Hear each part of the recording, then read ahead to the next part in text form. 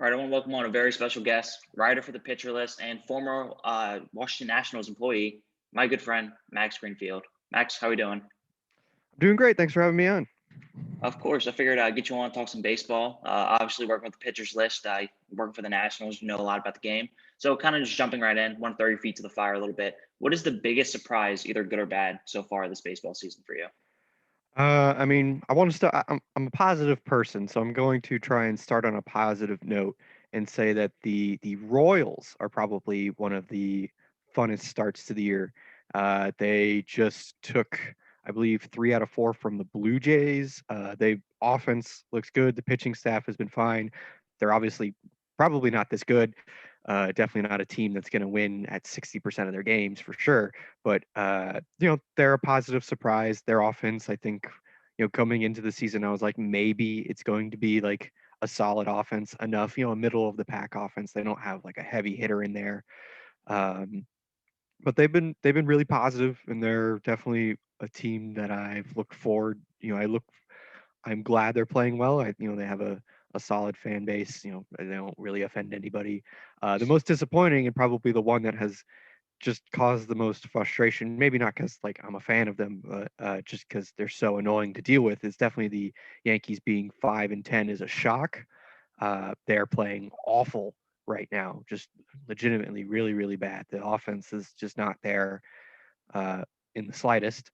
Yeah, we're gonna Um, have to dive in on the Yankees a little bit later. I got a few topic points about them. But hitting yeah, on your Royals stuff for a second.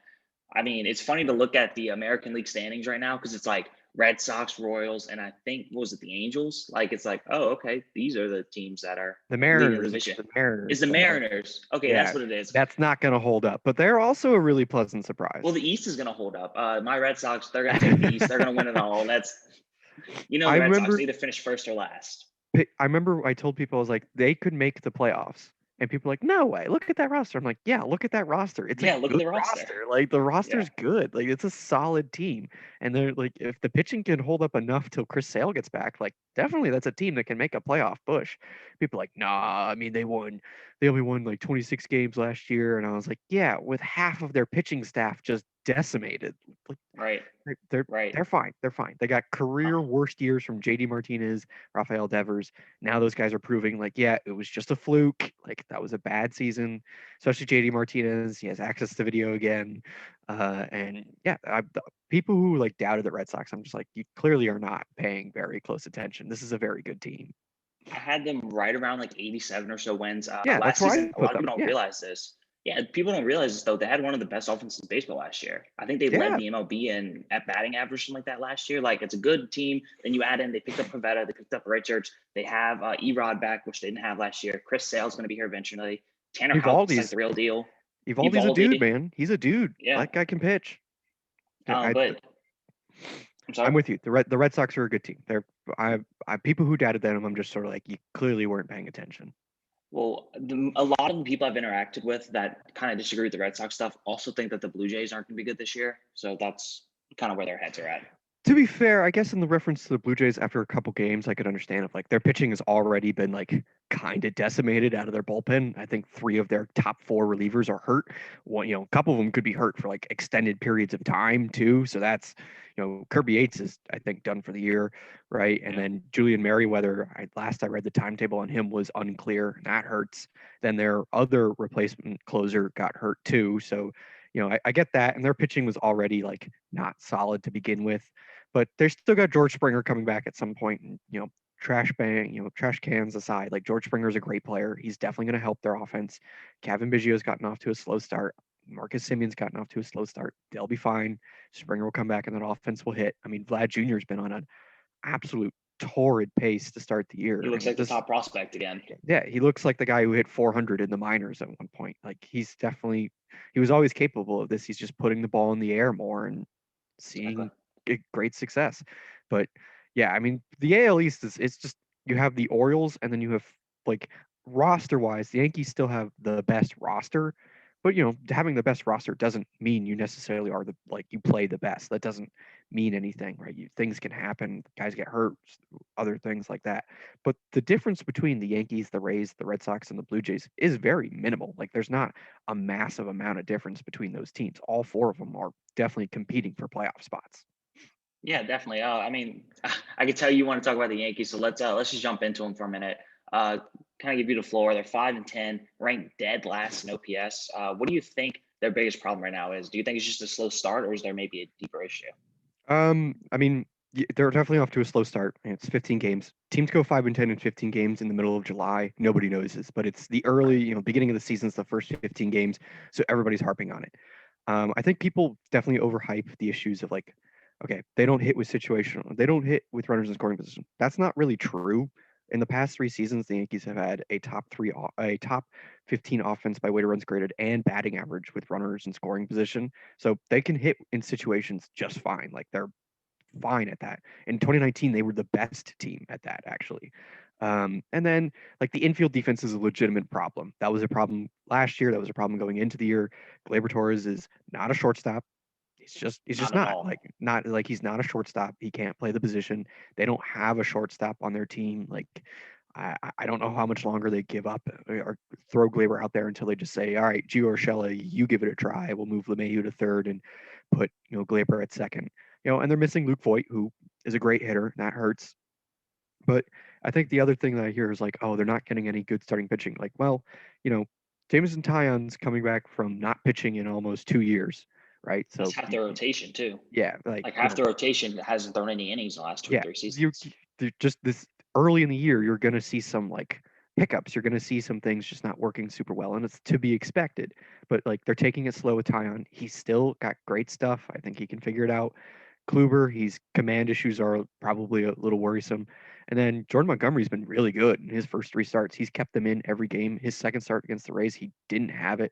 That's my guy. I written about him and try to hype him up as much as possible as a potential breakout. So I'm gonna hype him up.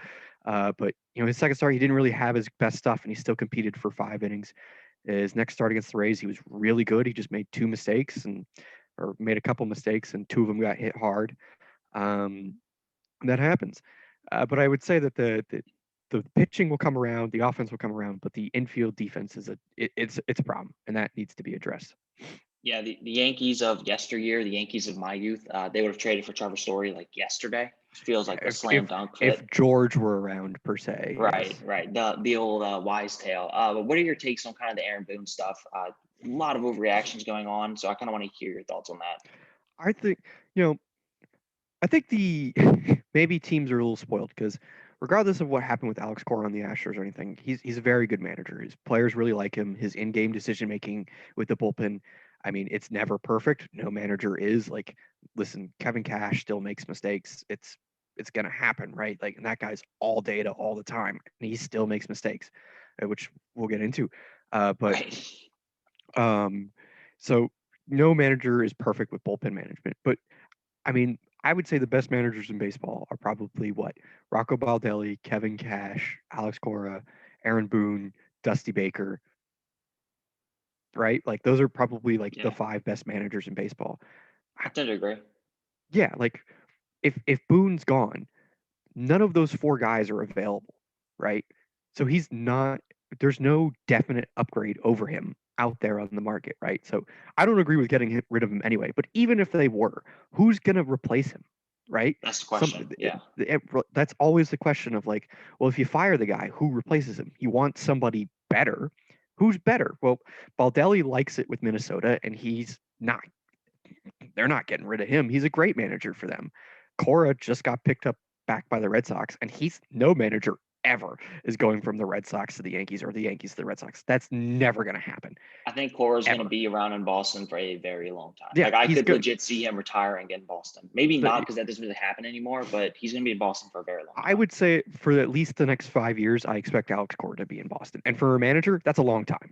That. Very. Don't expect, if you get 5 years at one spot, you've done a fairly decent job. So don't expect Alex Cora to go anywhere. Dusty Baker just got picked up by the Astros. They just picked up his contract. They guaranteed it for another year or two. If Dusty Baker goes anywhere, it's to retirement because he's just Yes. I'm over it. That's fine. And then Kevin Cash, why would he leave? He's brought that team to the World Series. The Rays fans love him. I know people harp on that decision he made, but like he's clearly very good at his job. So again, where's the upgrade? It's nowhere to be found. And the issues with Boone, I think people people remember the old years when like managers would like fire up to the media or like scream at their players and stuff. And it's just like it doesn't work like that anymore. When have you ever seen Alex Cora go to the media and chew out his own players? Never. Literally He's not never once. done. Yeah. Never done it. And the players love him. Why? Because he defends them all the time. In 2019, when the Red Sox were, struggling and stuff, he defended his players adamantly all the time. Just saying, I have faith in them. Like, we're not playing well right now, sure, but like this is a good team. We'll get it around. And like it never happened, mainly because injuries accrued later in the year for the Red Sox. I still think that team was like good. They just really underperformed. It was literally the same exact team from the World Series, minus like one or two like utility type players. They just all the starters were still there. Yeah, I mean, they got another great year at bats. I'm not obviously not the MVP season they got of him, but you should not expect to be a 10-win player 2 years in a row unless your name is Mike Trout. So that's ridiculously unfair. But they got another great year at bats. Martinez was just as good. Devers really came around. Bogarts was just as good. The difference was JBJ struggled a little bit. Andrew Benintendi took a step back. Their catchers were a little inconsistent, and it just sometimes that's the difference between an 86 win team and a 103 win team. It's just a couple guys take a step back, and like your best player, it doesn't play like an MVP. He plays like an MVP candidate. He just doesn't play like an MVP, and that's the difference. Like that's all it takes. But never once did Alex Cora go out there and say, "Yeah, we're dog shit," or "We're awful," and we need to play better. And Christian Vasquez is the reason that we're terrible right now. He's not working with the pitcher. That's never going to happen, and nor should it. Like it doesn't do anything. What benefit does it bring? You just piss off your players, and then they don't trust you, right? Like that's all it does. It's only a net negative there. So like just fans get so upset, and it's not just Yankee fans, it's every fan. When a team struggles, they look for somebody to blame, right? And sometimes the answer is like there's nobody. Like, yes, obviously there's people playing poorly. If you want to blame them, that's fine. But like sometimes the answer is you're just playing bad because you're just playing bad. Like it's just playing baseball. You're just like it just happens. And that's the case right now. It's like the Yankees are struggling just because they're struggling. Like it happens. You go through these stretches all the time in a season. Like sometimes you'll play 15 games and you win 13 of them. Sometimes you'll play 15 games and you'll win 3 of them. It just happens sometimes. It just works like that. But it's whatever. Like the Yankee fans, they just got to get over it. They got to get over it. It'll be fine. Things will come out. They'll compete for a playoff spot. They still have a roster that has Garrett Cole, Aaron Judge, Giancarlo Stanton, Luke Voigt, Gio Urshela, DJ LeMahieu, Gary Sanchez. They still have a really good roster. They'll still be good. They just started out poorly, and it's sort of like just like the Royals. How I said they were a great surprise. They're not going to keep this up. They're just not.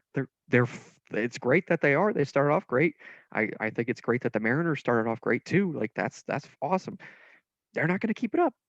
And the funniest part is the same people who said like, "Hey, these are the World Series contenders. Like the Yankees are like the favorite from the American League after 5-10 started. Oh, never mind. Like they're not going to do much. Like they're going to be lucky to make the playoffs. Like how do you go from two extremes from a 15 games? Yeah. How do you go from they're the favorite in the American League, which entering the season, yes, like that they were the odds-on favorite. That's just a betting fact. Yes. Right. It's just a fact. This team's not even going to the postseason after 15 games. 15 games. The highest weighted runs created plus in baseball this year. Just to emphasize how small of a sample size this is 253 with Ronald Acuna Jr. He's not ending the season at a 253 weighted runs created plus. He's not ending the season with a 419, 486, 887 slash line.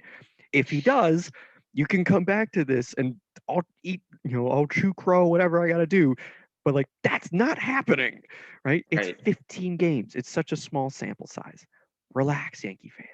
It'll be fine. I promise. Well, that's the problem. They're not the most rational people, and a lot of them aren't really the most informed people either. A lot of the debates you have with them, it's just kind of like talking to like an 8-year-old watching baseball for the first time. But kind of getting away from that for a minute, you mentioned Acuna. That kind of brings into this something I want to talk to you. Obviously, baseball gets trashed a lot for like their poor ability to market the game. I feel like we really haven't had like a face of baseball since like Griffey, maybe like Jeter. So like if you had to take someone right now, this is obviously there's a slew of great young players in the game right now. Cunha, Tatis, Soto. Who would be the guy right now that sticks out for you saying like this needs to be our next face of baseball? If it were me and I were choosing it, I would choose Tatis because he's young. I don't know if he's younger than Soto and Acuna. I think he is. I think he's younger than I think both of they're all them. about the same age They're though. roughly like a year or two within each other. But he just signed that massive extension. He's going to be in the same spot for his entire career, and you know that. Acuna most likely will. Soto, yeah, I don't know. Yeah. I want to say yes. I want to make my former bosses happy and everything and say yes, but I'm not entirely sure. I also think, if I remember correctly, he might be a Boris guy, and those guys like never take Yeah, Soto's a extension. Boris guy. Yeah, then the likelihood he gets an extension, I would say, is low, just because as Scott Boris agents, they don't go get extensions. They go to free agency pretty much Right. always. Corey Seager, And if you you do know, get an extension, you're getting, he's going to get $38 million a year. Like yeah, that's the only way he's going to sign an extension. yeah, you got to overpay him to get the extension. Oh, Right. overpay, uh, to get the extension, and the Nationals are most likely not going to do that, though they probably should. Um, so like Corey Seager, right? He's another guy. The Dodgers were trying to extend in the offseason, and pretty much everyone in the world's like, yeah, that's not going to happen. Like he's going to go to free agency. Like this, Especially just after that year he had. yeah, exactly, and off to another great start this year. So 100% made the right decision. Um, but back to the point, I would choose Tatis as the face of baseball because they all play the game with a lot of fun. But Tatis is the face of an up and coming team that's going to make noise. And every part of the Padres is fun. They have a great broadcast team. I know this probably pains you Don because Orsillo. Don Orsillo is an amazing play-by-play guy. They have a great broadcast team. They have a really good marketing team, and every part of their team is just fun. Their pitching staff, fun with Darvish, Snell, Lamet's coming back this week. I have no idea how healthy he's going to be, but he's coming back this week, and I hope he's Clevenger next healthy. season. Yeah, and then Joe Musgrove, the local kid, just throws a no hitter for them. And I don't know how good Chris Paddock is, and like he's just kind of a conundrum for a lot of people trying to figure him out. But that's another really just, if it's not him, then okay, they have Mackenzie Gore waiting there in the wings, who's a top 10 prospect in all of baseball, like the best left-handed pitching prospect in baseball. All right, not really going too wrong there. And their offense is just dynamic. They're awesome. They're so much fun to watch. So yeah, him being the face of the most fun to watch team in baseball adds on to the fact that he should be the face. The problem is, as always, the face of baseball usually comes from somebody playing on the East Coast, right? It was Derek Jeter from pretty much the 2000s until he retired, right? And it's because you can't stay up to watch. East Coast people don't stay up to watch West Coast games usually, right? The ratings are different. Definitely. West Coast people can watch East Coast games no problem, but the East Coast people, they can't. They're not staying up for Tatis as much, right? I mean, some people do, and that's great. I'm not here to I don't need people responding to this podcast going, "Well, I stay up and watch." Like, okay, good for you, but most Yeah, that's people my don't. habit. As soon as the Red Sox game ends, I put on the Padres. Yeah, Like like every because single night. they're fun. They're fun to Yeah. watch. They're a good team. So the Tatis is the one that I would be advertising, but the face of baseball usually comes from big markets.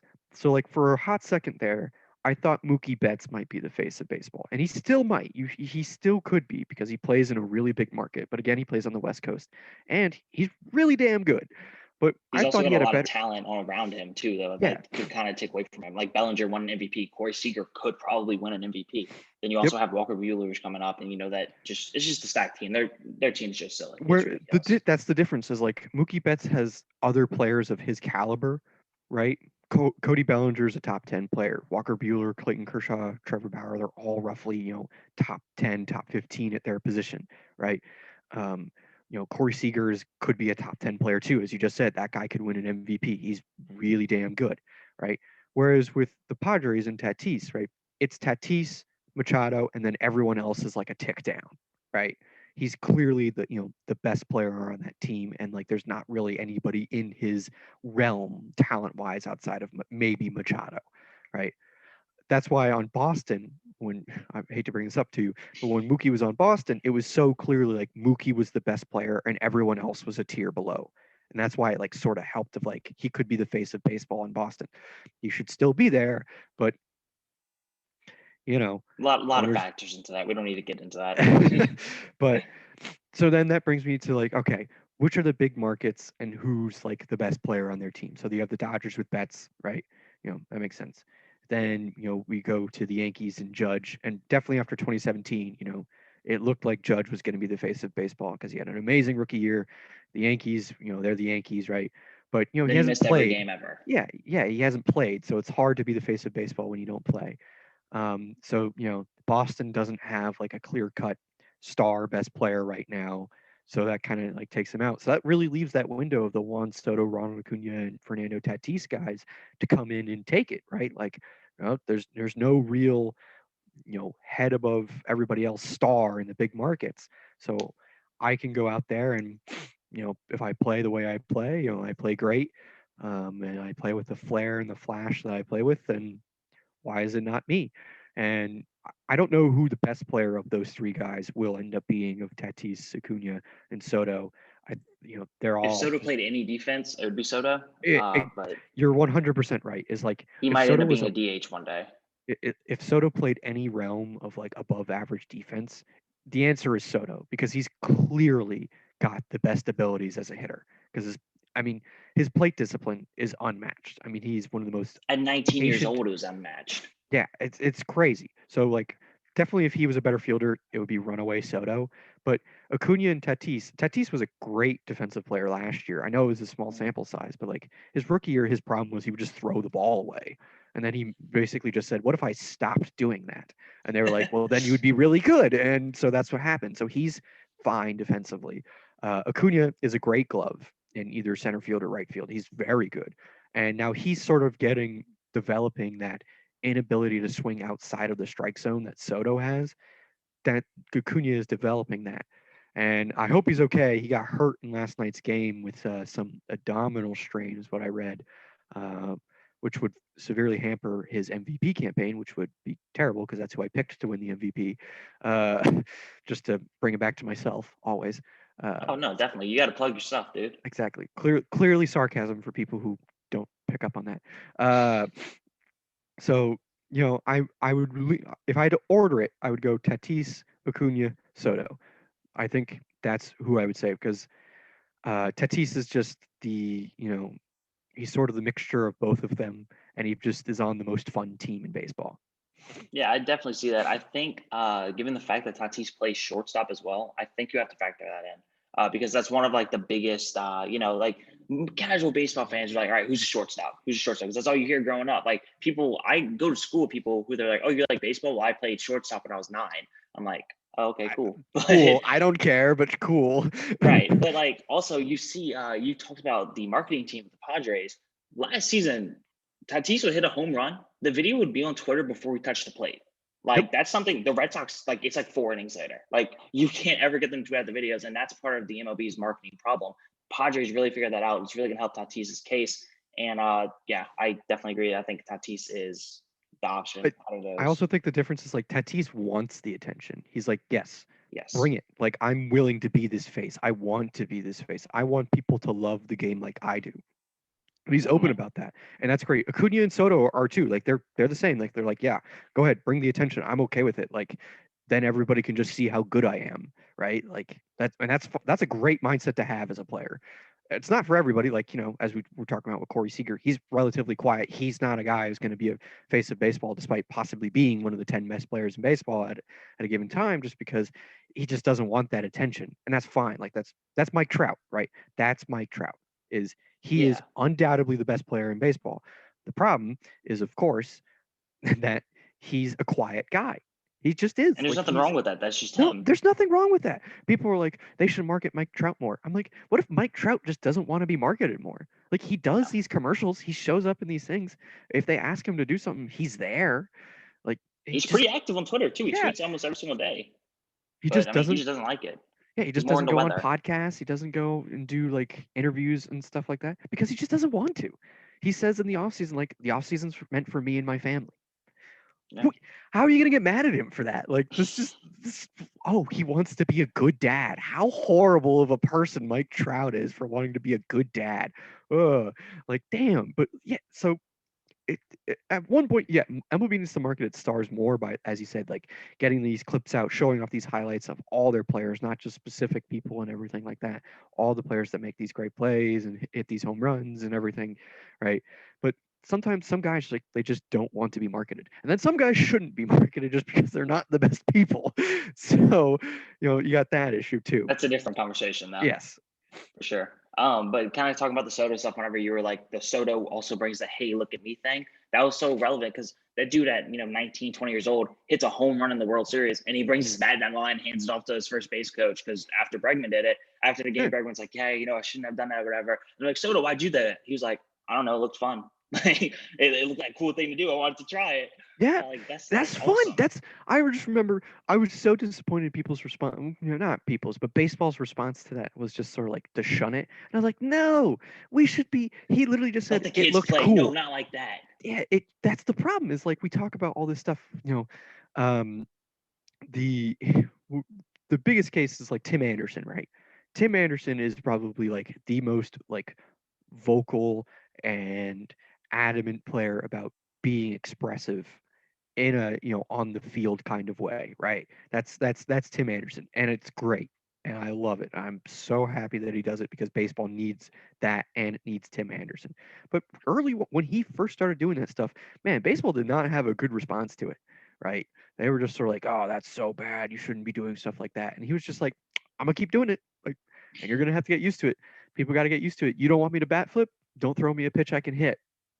Right? Exactly. Like it's really just that simple. You don't want people to bat flip, don't throw a pitch they can hit. We're close to passing the bat flipping stuff, but we're not at all close on just the showing emotion stuff. Like showing emotion is still frowned upon, and that's not great. Which is so stupid. Like So if dumb. I strike somebody out and bases loaded, if I get myself in that jam, I work around it. I strike a dude out at the end of the inning. Like I'm gonna yell. Like I'm gonna be like, let's go. Like I'm excited. Same thing. If I'm battling, if I'm in a 12 pitch at bat, I eventually beat you, hit a home run.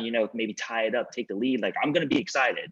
And if I wasn't excited, then I'm not playing for the right reason. I don't care. You should want players that care. You should want players that show the emotion because it shows a passion for the game, something that can help rub off on other people. Yep. All of Yeah, that is but correct. All of that is correct. My guy, Lucas Giolito, I actually picked him to win the Cy Young. Why'd I pick him? I don't know. I just love him. But he got rocked today. The Red Sox kind of had his number. What's wrong with Giolito? Like, how do we fix him? Because he hasn't been that great this season. Well, he started off. He had a pretty good first start, if I can remember correctly. But let's take a quick gander over to his profile on both Fangraphs and Baseball Savant, see what he's doing well, see what he's not doing well. Yeah, I frequent those websites like incredibly too often because I just like it. Like, I wonder how this guy's doing. I like looking at the Statcast percentile rankings. It's like one of my favorite things to do. So he entered today, actually doing pretty good. He entered today with sub-2 peripherals, had a 2.55 ERA. That was all good. Let's see if he had a pretty good. Yeah, he was getting guys to chase pretty good, getting some swings, getting some swing and misses, pretty good swing strike rate, pretty much average called strikes plus whiffs. So let's see what went horribly wrong today. I mean, he pitched at 11 o'clock, 10 o'clock in the morning, 11 o'clock in the morning. Some guys don't like doing that. All right, so today I can tell you right off the bat, just by too. Yeah, right off the bat, he only got 5 swings and misses. That's not good. That's really not good. That's not what you want. Yeah, he had 5 swings and misses on 54 pitches. Not good. He only had 8 called strikes, so he had a CSW today of 24%. That's quite bad. His velocity was down a tick. Then his stuff just wasn't moving too well. And if I even want to go to this, I don't know if I really want to, but I will. Let's see. Yep. He had, let's see, we got 1, 2, 3, 4. He gave up 4 hard hit balls today in very little time. So yeah, he just didn't pitch very well today. Do you think it's something you should be worried about, or you think it's like, hey, it was a bad outing, shake it off, he'll be fine? Definitely go to the bat outing, shake it off. It'll be fine. For now. If the whiffs are, if he's not still getting swings and misses in his next start, that would be a cause for concern. That would be like, okay, something that happened in his previous start is clearly carrying over to this one. That would be cause for concern. The biggest thing is like he lives and dies off that changeup he has, which is a great pitch, really, really great pitch, and he throws it high and low. The thing is when he throws it low, it's got to be really low. When he leaves it low in the zone, then that high changeup and the low changeup that just doesn't work as well. So if he's not getting that low changeup really far down in the zone, then it's going to be a struggle for him. He's just like it's not going to pitch as well. Um, the other thing he should do is he needs to be aggressive in the strike zone too because of that changeup with his fastball. If the changeup is getting guys looking up and the fastball is keeping guys looking up, right? As you said, he likes to live up in the zone with the fastball, and he should. Like he's got a good That's the right way to fastball go for about that. it. Yeah. So if he can't get that changeup down and he can't get the fastball like well located up in the zone, then that's a problem. But I today just cough it up to just to a rough start. They all happen. I mean, they don't happen for Jacob deGrom, but that's just because he's Jacob deGrom. But like for everybody else on the planet, rough starts are going to happen. Yeah, definitely. I only kind of brought that up because I read one of your articles recently. We actually talked about a little bit on Dustin May. So I wanted you to kind of take this time, plug in some of the work that you do with the pitcher list. Just kind of talk about the stuff you do. Yeah, so I write at Pitcher List. I'm a going deep writer, so pretty much everything I do is I look at players or trends from an analytical perspective and how it'll affect your fantasy baseball team. Um, that's not necessarily like something that everyone cares about, the fantasy baseball aspect or the analytical aspect. They only care about the fantasy or they only care about the analytical. Hopefully I can be a nice gap for both of those things for people. But yeah, let's see, my most recent article that I put out was on Chris Bryant, and on the day I released it, he hit 2 home runs, so it made me look good immediately, which was nice. I appreciate that, Chris. But yeah, I wrote about Dustin May before that. So Dustin May, he gets a lot of attention last year because that sinker of his just moves like crazy. It's got a ton of Defies the movement. laws of physics. Yeah, it's thrown 101 miles an hour, and it just shoots right. And it shouldn't do that hypothetically, right? Just from the way we understand the world. But it does.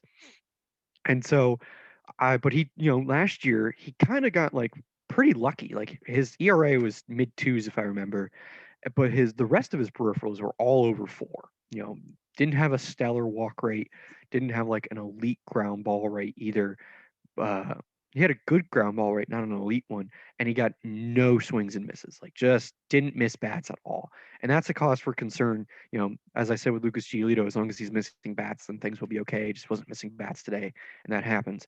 Like the biggest translation for success is always just, are you missing bats, right? Right. Are you getting swinging strikes, or can you locate in the zone well enough, I should say, to be successful? And so what I said with Dustin May was, what he needs to do is he needs to throw his sinker less.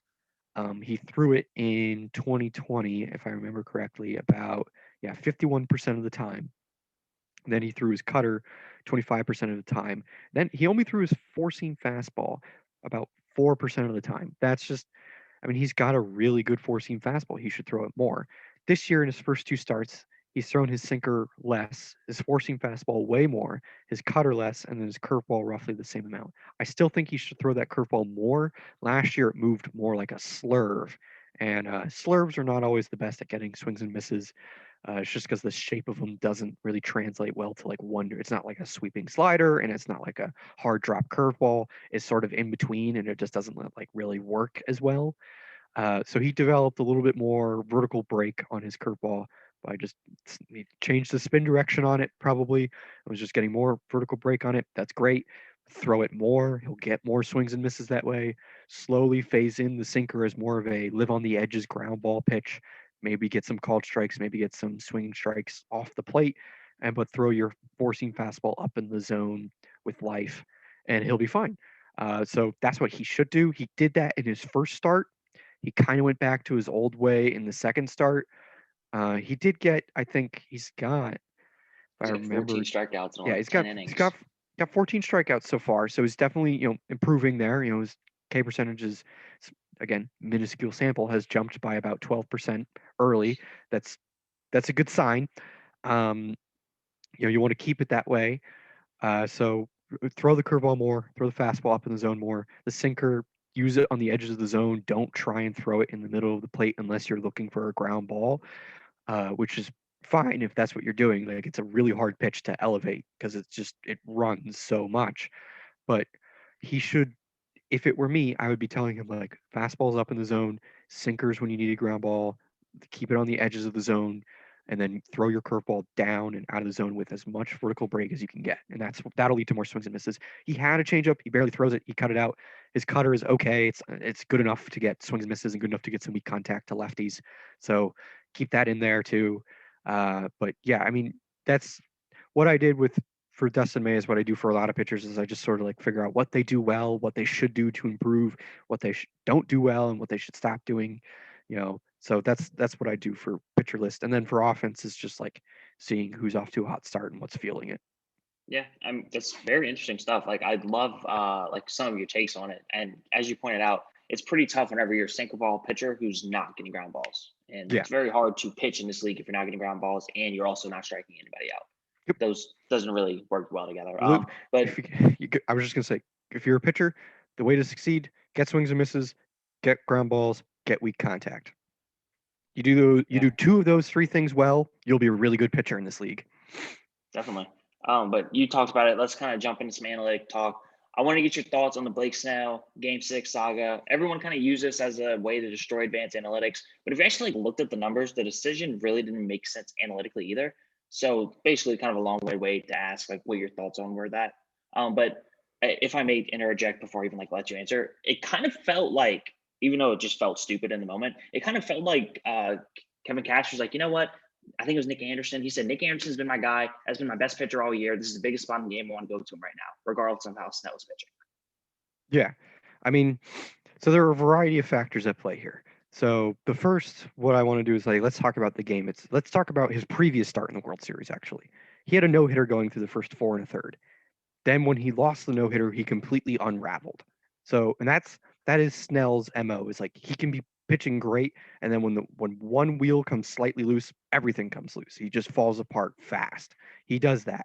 So let's keep that in mind. Was in the previous start, he had a no-hitter going into the 5th, lost the no-hitter, then he gave up like 3 runs in a matter of 3 batters, right? So we gotta keep that in mind, right? So that's the closest memory. And the manager, of course, is going to know this. He's going to know his guy more than everyone else. And he knows that Blake Snell has a tendency to fall apart sometimes. So let's go now to game 6, right? In the first 4 innings, if I remember correctly, he had about 13 or 14 swings and misses in the first 4 innings of the game.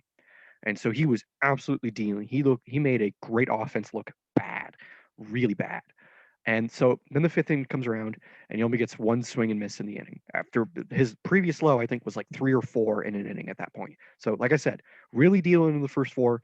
5th inning, doesn't get as many swings and misses. That's okay. Like sometimes like guys just don't get swings and misses in an inning and they get some in the next inning, right?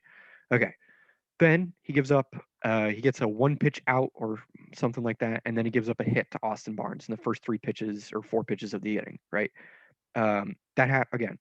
So now it's the top of is it the bottom? I think it's the bottom of the 6th. Mookie Betts is coming up. There's 1 out. It's a 2-1 game or 1. It's 1-0, right? It's 1-0.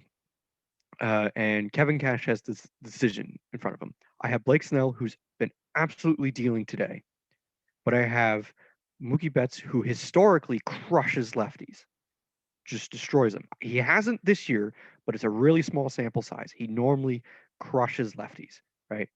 I have Nick Anderson, who I guess at the time was actually hurt and wasn't letting people know, which is a mistake. He struggled in the postseason. Yeah, he struggled in the postseason because he wasn't fully healthy, and I guess he just wouldn't admit it to himself. I'm not entirely sure. So that's another part of this discussion is I have Nick Anderson waiting in the bullpen. I have other guys waiting in the bullpen too. I've worked them really hard, but this is what we do, right? This is what we do is I put my relievers in these situations because statistically speaking, they're usually better. However, sometimes you have to give some leeway to your starting pitcher. You have to give them the opportunity to work through things, right? I really believe in that early in the year. In the postseason, it's hit or miss. So what I come back to was there are three main things to look at: who he was facing, who was up in the bullpen, and how many swings and misses he had in the last two innings in his previous pitches. So he only had one swing and a miss of the last five batters he had faced. That's concerning. Now it's like, okay, usually that's a sign that a pitcher is starting to fade is he's not missing as many bats, right? That's a telltale sign that somebody's starting to get worse, that somebody's going to fade out. I got Nick Anderson, who's really struggled. Is he really that much of a better option than the guy out there on the mound right now, right? Yeah. So for me personally, I probably would have pulled him, but I wouldn't have gone to Nick Anderson. I would have gone to Diego Castillo. However, if he Who had was left him in, nails? who is great, like Yeah. he is their best reliever right now. He was their best reliever in that postseason. That's who I would have gone to, right? And he could have gotten me out of that inning and gotten me another inning, and then I can either go to Anderson or go to Fairbanks or go to Loop, right? Like I have a bunch of other options after that, right? Um, I know, right? Saying going to Aaron Loop out of the bullpen doesn't sound like a good thing, but he was actually really good for them last year, which I doesn't make mean, much Kevin sense. Cash talked about it, the stable. Like Yeah, that's what it was. It was a that stable. They had 8 guys who threw 100 with movement and was like, all right, we're gonna go beat you. Yeah, that's what they had done all year. That's what got them to the World Series. So the decision he made perfect sense for who they are. That's what they had done all year, and that's what got them there. There was no way they were diverging from it. The mistake was bringing in Anderson, who was clearly not right. Right, Yeah. that was the mistake. I can live with it if you keep Snell in there. I can live with it if you pull him. The mistake, and I get why they did it because the Rays believe in sample size, and that makes sense. They got to the World Series. I'm not doubting their process. They're clearly very good at what they do. But Nick Anderson just didn't look right. He clearly wasn't missing bats. He was struggling, right?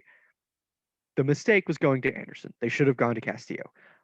Now the funny thing is this gets brought back up again because Blake Snell hasn't worked past the fifth in a start yet in his three starts this season.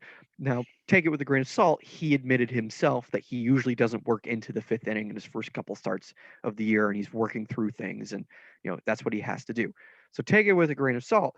I just think it's funny that at the people are bringing it back up because he's not working deep into games to open the year, and people are like, see, Kevin Cash is vindicated. I'm like, no, no, no, no, no, no, no, no, no, no, no, no, no.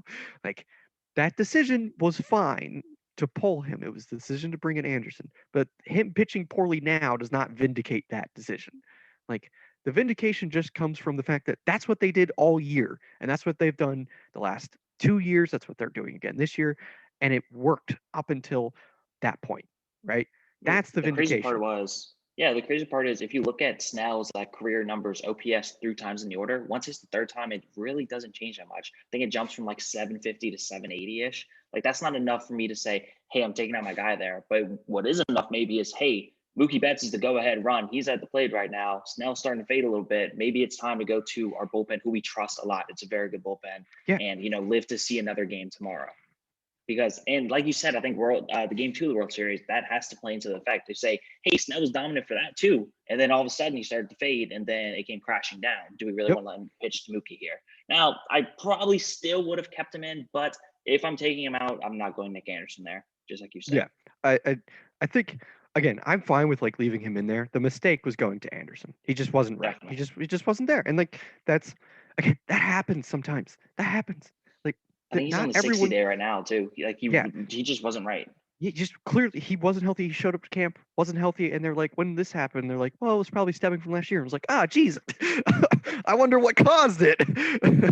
But yeah, it the decision to pull Snell is fine. I don't feel like super strongly one way or the other of like they had to do this or they had to do this.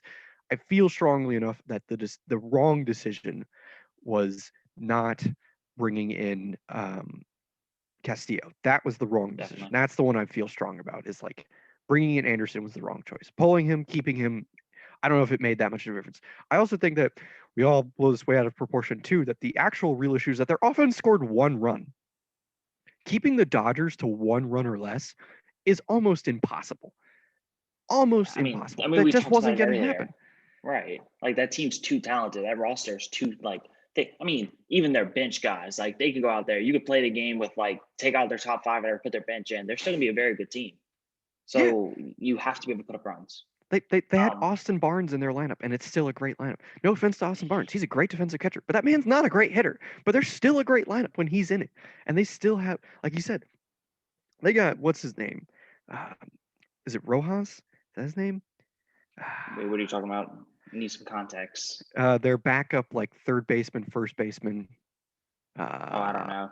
I think it's Rojas. I don't know. The Dodgers. Let's go ahead and check because I don't know, and I I think a want lot to of this know. though kind of showed out, as we said like earlier, like the casuals. Like it's just like the fans who maybe don't really follow the Rays or maybe don't really follow baseball. They just they watch the World Series or maybe watch the playoffs, and it's like, oh no, you don't take them out there. Oh, that's dumb. And it's the same people now who kind of freak out over stuff. I mean, I'm a Pelicans fan, so I get it. The national narrative, right? I feel you, man. I'm a Kings fan. Yeah, like right. It's like the national narrative for the Pelicans is, oh, their spacing's terrible. They need shooters around Zion. Their spacing's terrible.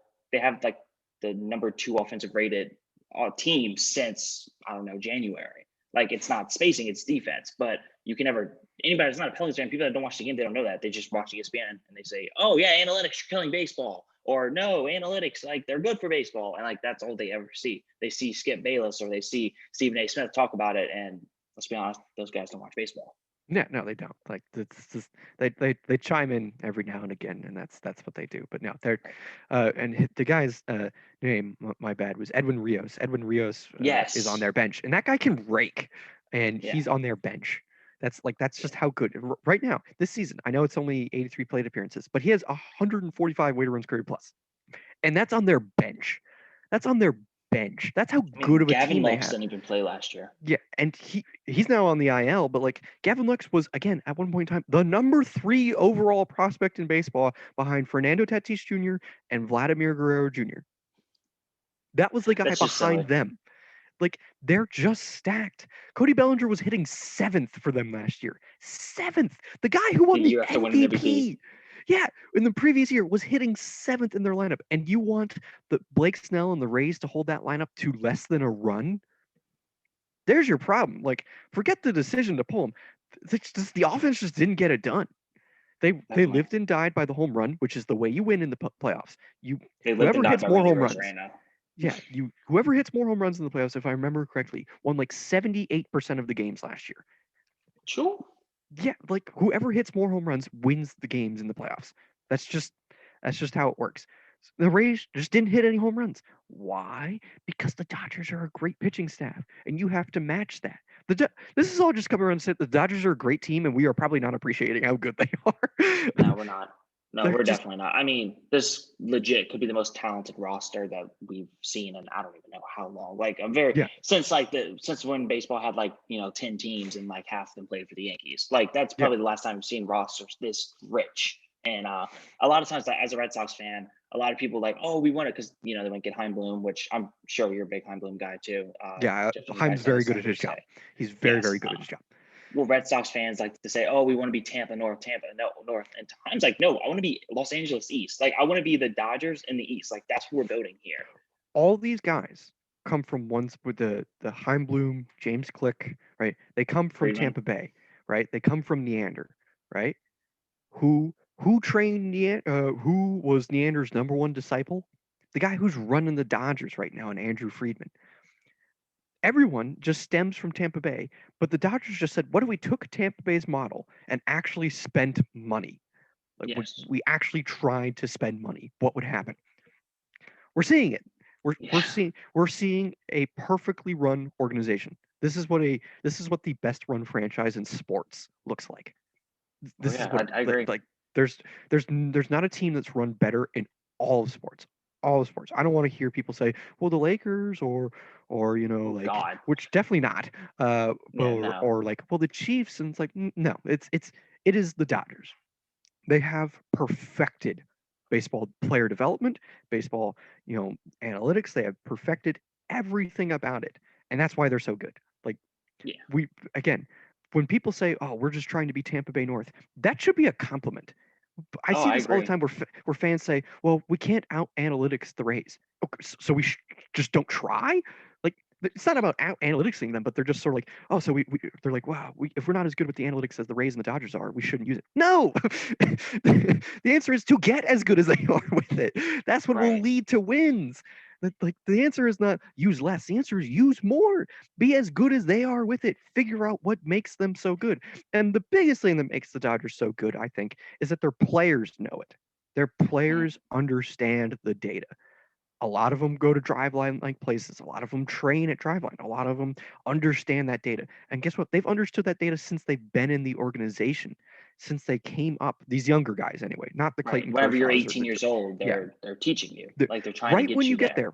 there, when you're drafted by the organization, you get there, you go show up at rookie ball, right? Under normal circumstances, this is how baseball used to work.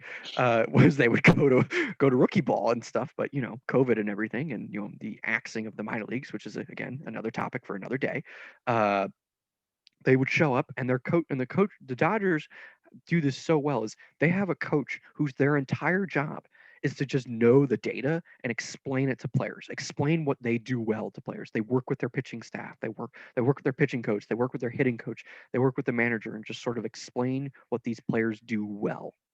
And that's why they're successful is like these baseball people just understand, they just get it. They get it. There's no other issue to come up with. They understand because they've been told. So you don't hear any brushback from the players. Why do the Rays do so well? It's because the Rays players know that's how they operate. Blake Snell in an interview said, "Yeah, I thought I could keep going, but looking back, I knew that was going to happen because that's what we did all year. That's what we Yeah. I did mean, all year."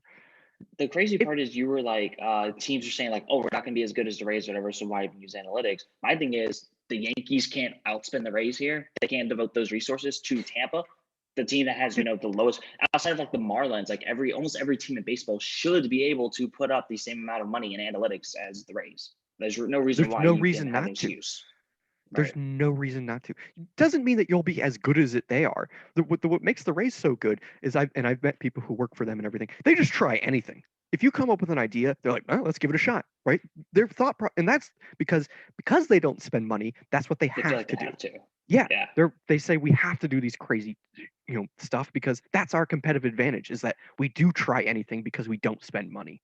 So it's sort of like the only reason that they're doing this is because they don't spend money. If they spent money, like the Dodgers or the Yankees would, which whatever, every team could spend more money. That's different. Again, different conversation for different day. Yeah. Is that these teams they want to do whatever it gives them the competitive advantage to make money, and so the Rays and the Dodgers just sort of figured out, well, putting together a really good product through a great process will make us a lot of money. It's not really more complicated than that, people. Like Right. build your team with a great process with sound reasoning, you're going to make a lot of money. Like because the Well, team's going I to be good. mean, Mookie Betts is going to make the Dodgers more money in jersey sales than he's going to make from the Dodgers. Like that's important to note. Same thing with Tatis. Over the next 10 years, you telling me Tatis is going to sell, I think I forget the exact number. I did the math one day, but like X amount of jerseys over a 10-year stretch. If he becomes the face of baseball player that we're talking about, like, yeah, they're going to make so much profit off of that. The Phillies, when they signed Bryce Harper, made Yeah. like $12 million in ticket sales in the first week. There's Yeah. there's literally almost half of his first year contract paid for in a week. A Yep. week. You commit to winning, you spend, fans will show up. Like they'll go. The Dodgers were the only team to exceed the payroll, to exceed the luxury tax this year at $240 million. Once full capacity is allowed, their fans are going to be there every single night at full capacity to see arguably the greatest team we've ever seen put together. Why? Right. Because they spent money on it. They tried to win. So whenever people are saying like, we shouldn't overpay for this guy, screw that. You're Yeah. gonna make the money. The Yankees gave Garrett Cole, a pitcher, $324 million. That's extremely risky. But guess what? Their ticket sales, just like with Harper, went through the roof after they did that. Because if you commit to trying to get good players, the fans will show up. You will make money. Have a great process. Pay out when you need to, like the Dodgers did with Kershaw, Bauer, Turner, like they're probably going to do with Seager, right? Then the What they fans did will with keep Mookie. coming. What they did with Mookie, first of all, that trade, Verdugo's a great player, and Jeter Downs is a good prospect. I think the Red Sox did really well in that trade. But when every time Mookie makes a play, and I feel really bad, is that you have to hear, oh, but I wonder if the financial flexibility could make that play, right? And it's like that Right. must sting, and I'm sure it does. But they're right, like they're 100% right. The Red Sox could have done that. Any Well, team in baseball could do that. to be fair, he was telling the Red Sox, "Look, I'm not going to sign an extension no matter what. If you don't meet me at 420, I'm not letting the Red Sox off the hook anyway." But he kept saying, "I'm not going to sign the extension no matter what, unless it's Yeah, I think it's 12 years, 420." And he shouldn't have. But then COVID happened. Realistically, a pandemic happened. That can change a player's mind. The Dodgers said the Red Sox were here at 300. Mookie was here at 420. Dodgers said, "Hey, 360." Mookie said, "Done." Did the Red Sox ever try that? No, they tried 10 for 300 every time. I mean, in 2016, he finished second in the MVP voting behind Mike Trout, right? Like, greatest baseball player we've ever seen. Finished second behind him in MVP voting. I think he had almost 10 more. And the Red Sox were like, "Nice season, bro. How does 6 years, 100 sound?" He was like, "What?" And he was Yeah. like, "No." And then after 2018, they offered him, "Nice season, bro. He won the MVP." It was like, "How does 10 years over 200 sound?" He was like, "No, like these aren't the numbers that we should be talking about here. We should be looking at 350 plus. Like that's the type of contract he was worth." Mookie And the Red Sox spit in his face constantly. Mookie did the right thing. 100%. He did the right thing. He said, "I know I'm worth close to $400 million," which he is. He's Yeah. arguably worth more than that. Just like Mike Trout is worth more than the contract he got, and he got a really nice payday, and he's Well, still you can't probably pay him worth eight more. hundred million dollars though. Yeah, exactly. You can't pay him $800 million, but that's if you did, it would still be justifiable. So, like, Mookie was right. He was right, and every big time player, like probably Corey Seager's probably the biggest guy to hit the market next year, right? I think Him and probably. Story, yeah. Yeah, him and Story are probably like because Lindor just got that nice, and Lindor, just like Lindor, is a perfect example. He basically told the Mets, "You need to pay me at least $340 million, right? Because I know I'm worth that.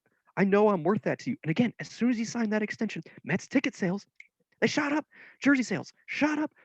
If you make the investment, you're going to see returns immediately. Immediately. His contract this first year is already going to be paid off just from the ticket sales, just from the jersey sales and everything like that. It's already going to happen. Just Uncle make Steve the ain't hurting investment. either. Yeah. Steve Cohen ain't hurting for money. No, that man is really not hurting for money. He's got I think he's gonna be good for baseball, so honestly. if the more a team spends, this is people are like we should get a salary cap. No, we should have a No. salary floor if Floor, anything. yes. Yes. Make teams spend a minimum amount. Stop the Rays from doing what they're doing. Stop the Pirates from doing what they're doing. Baseball, and I hate to say this, baseball is better when the big markets dominate. It just is. Because Yeah, if you spend, you should be rewarded. I If you agree. spend money, you should be rewarded with winning. If you want to make the investment in your team, make the investment, you will win, and it's better for the sport. It's better for the sport when the Dodgers win because they spend money. It's better for the sport when the Padres win because they spent money. It's better for the sport if the Cubs win if they spend money. But they didn't spend money. They shelled out, they salary cut. So they don't deserve to win. They Yeah, I shouldn't agree. win. I mean, as a Red Like Sox fan, it's very easy for me to sit here and say, yeah, best spend money, because John Henry, since he's gotten here, yeah. Top 3 in the league almost every season, and And they money got spent. I rewarded mean, because of that. They got rewarded exactly. because of that.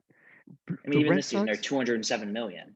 Yeah. Like, When the Red Sox traded for Chris Sale, and people last year I saw people saying, "Was the Chris Sale trade worth it?" Yes, they won a yes. ring because of him. Now the extension, that's a different story. That Yeah, might have been a little overzealous. I don't understand why Dave Dombrowski was allowed to sign all these guys to a bunch of extensions, knowing you were then going to just get rid get of them. fired That immediately. ultimately, right? That ultimately is the reason why we couldn't afford Mookie Betts, Nathan Yeah, Eovaldi, and Chris Sale's extension. yeah. So uh, that's fair, but the trade 100% worth it. So Right, when right. and the Red Sox shelled out, they hired Dave Dombrowski and they said, "Win me a ring," and Dombrowski said, "Okay, like I'm gonna sell the farm to try and win a ring." He did what he did in his later years in Detroit. Just said it didn't work in Detroit, but that's not from a lack of effort. It should work here because the talent is better here than I had it there. I think that was fair. I think that was fair logic. And Dombrowski delivered. He did what he said he would do.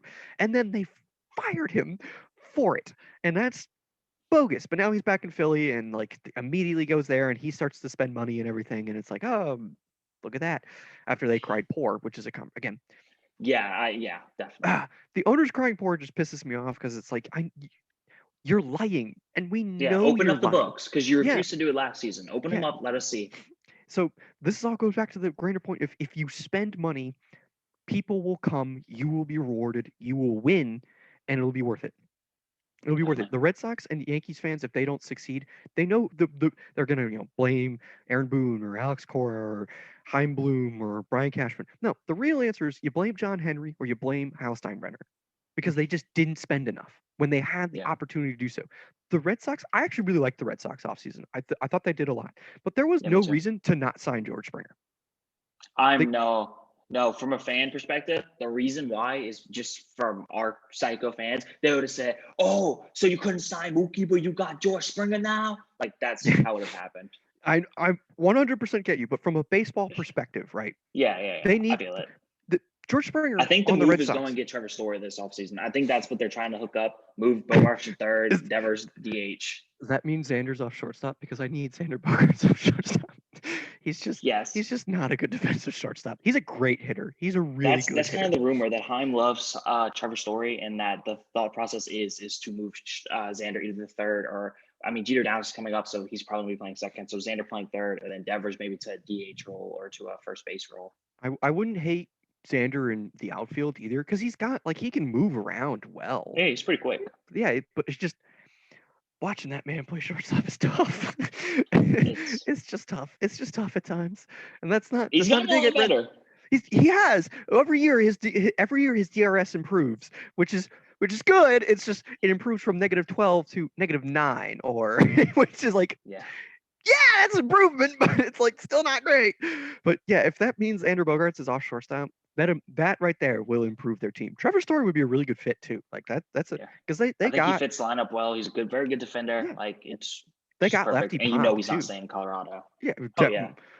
How he wasn't traded in the offseason still blows my mind. He's off to one of the ridiculously weirdest starts ever, by the way. The dude's crushing the ball, and he has like no home runs and like no extra base hits. It's crazy. But it's crazy. He gets all these like well-hit balls, and they're just getting caught. And it's like, how does that happen? How does he consistently hit the ball towards the gap, hit the ball to the wall, and it won't go out, or it gets caught? I'm like, man, this poor guy he's probably just sitting there like, get me out of this goddamn ballpark. Yeah. Dude, him and Fenway would be a dream. He would destroy the monster. Because he's got, when he pulls the ball, he hits it high, which is good. But he's got some oppo power too. Like he can go the other way. He'd take advantage of that pesky pull. And again, Trevor Story in a lineup that already has Devers and Verdugo, you don't need a left-handed bat. They have left-handed bats already. And then you have Bogarts, and you also have JD if he's still around, and then you also have Vasquez, who has been coming into his own. All of a sudden, your lineup 7 people deep. And then you have, the Bobby Dahlback potential. You have Franchy Cordero, who I really like. I think he has a ton of potential. Franchy Cordero and Hunter Renfroe are basically Hunter Renfroe is better at defense, but they're basically the same type of hitter. And when they're going good, it's a lot of fun. When they're going bad, it's not very fun. Basically. But Dahlbeck, obviously, that's my guy. He went to U of A. That's where I went. And so he's got a ton of swing and miss. That's fine. Like if you can get 260. 330 out of him, you're gonna get 30 to 40 home runs out of that guy. He can just mash the ball. So he's been very unfortunate this year, though. Yeah, it's not off to the best start, but the Red Sox are off to a great start, so it hasn't affected them too much. But yeah, Trevor Story's a good option. I like Kevin Gausman for the Red Sox too. I think like shoring up their rotation with Gausman at the deadline if they're in like a playoff push. If they're not, then wait till the offseason. But like if they're in a playoff push, that's the guy I would be targeting. My biggest fear is that they try to push Chris Sale back too early, because I don't care if we are a 100-win team. Chris Sale, like if he's not right, I don't want him for the postseason. Like he still has 4 more years left on his extension. I need him to get healthy. And with Tommy John nowadays, it doesn't really like scare me. Like I feel like when Chris Sale is 100% next season, he's gonna be maybe not Chris Sale anymore, but he's gonna be he's still Chris good. Sale. Jacob deGrom had Tommy John surgery. Look at him, right? Like years later, he's the best we've arguably ever seen out of a pitcher, right? Yeah, so he's It's nasty. Anyways, though, I don't want to take up too much of your time. Dylan, I should ask you the last question here. Question in with all of my guests. If you go back and relive or maybe live through any moment in sports history, what would it be? So would it be in my life or any moment ever? Either or. Okay. Um, in I know it's my a very life, loaded question. yeah, it's a very loaded question. In my life, I'd probably say when I got the Nationals job, just because like years of hard work really paid off there. That would be the moment that I would go back to. It was just like that feeling again of being able to say I could work in baseball. Um, ever, whew, I think ever would be Joe Carter's walk-off home run to win the World Series. Like, does it get better than that? Every No. kid growing up in their backyard when they're hitting, they dream of exactly that moment, right? The walk-off to win the World Series, right? So, 3-2 bases loaded, two yeah, outs. Like that's everybody thinks about. everybody's dream. And like, also unrelated note, that is one of the best calls ever. Touch 'em Oh all, yeah, Joe. You'll never hit a bigger home run in your life. Amazing, pristine call right there. Really, really like we don't talk about that call enough, but damn, that was a great call. But that would probably be the definitely. moment, just because a home run to win the World Series. It what that's it. Like that's the moment everybody dreams of. That's the moment everybody wants to see. So that would be the moment I would probably go back in time to be watch Joe Carter hit the home run to win the World Series. That's a first. That's the first time we got that answer. So I always like when we get something new to talk about. Yes. Well, Definitely. here I am Was that providing new information. yeah? With that was that 92 or 93? Was that the first time they won or I think it was second? 90. I think it was 92, Gotcha. but Gotcha. I could be wrong. Anyways, it was great having you on, Max. Hopefully we Thank you can do very this much. again soon. And I really appreciate your time. Yeah, thanks for having me.